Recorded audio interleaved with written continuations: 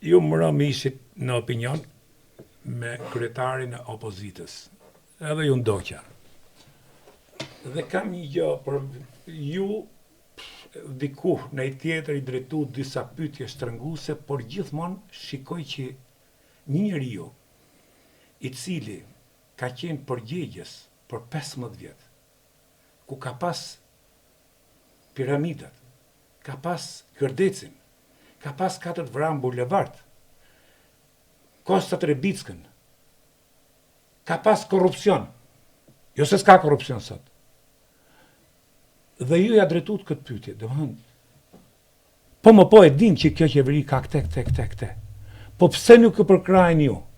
Dhe pse nuk përkrajnë edhe këto partitë vogla si Llapa, që rrinë aty ka 1 muaj e gjys, kalojnë me 10 tramira njerëz në atë bulevard, e makina, dhe nuk na lën njeri, po ky thot po bëj një protestë unike, kur unë i shoh për ditë aty, shkojnë 4, vinë 4, shkojnë 2, janë bosi ato rojet e reparteve ushtarake që ndryshin me çdo 4 orë.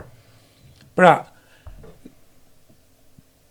ku e gjen ky njeri këtë kurajo dhe pse shoqëria jonë është kaq e mefsht, kaq e pandjeshme? Dhe media këtu. Domosë se mirë, dakord, do të gjykojmë këtë. Por a mos bëhet pengesë qenia e këtij njeriu për të krijuar një politikë më të mirë në këtë vend? Pyetjet dhe hyrja jote disi analitike, mendoj që kanë brenda edhe përgjigjen që përse në një vend ku historitë e aferave korruptive do motivonin shumë kënd për të dalë për të reaguar, nuk i bashkohen masivisht një proteste që drejton Partia Demokratike, nuk i bashkohen një proteste që drejton një forcë tjetër politike e re, dhe ajo pyetje që çfarë duan shqiptarët, jo nuk i bashkohen masivist, po vjet duke ra gjithmonë e më shumë numri. Unë mendoj që është vetë klasa politike.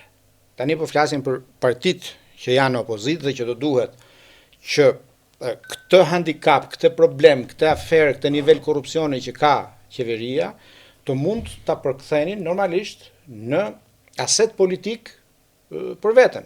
Që do të thotë, qytetari është i revoltuar, qytetari është i vjedhur, qytetari është i mashtruar, atëherë hajde ta marrë dhe ta bëj për vete, të dalë në rrugë në mbështes mua që të bëjmë përmbysjen e pushtetit.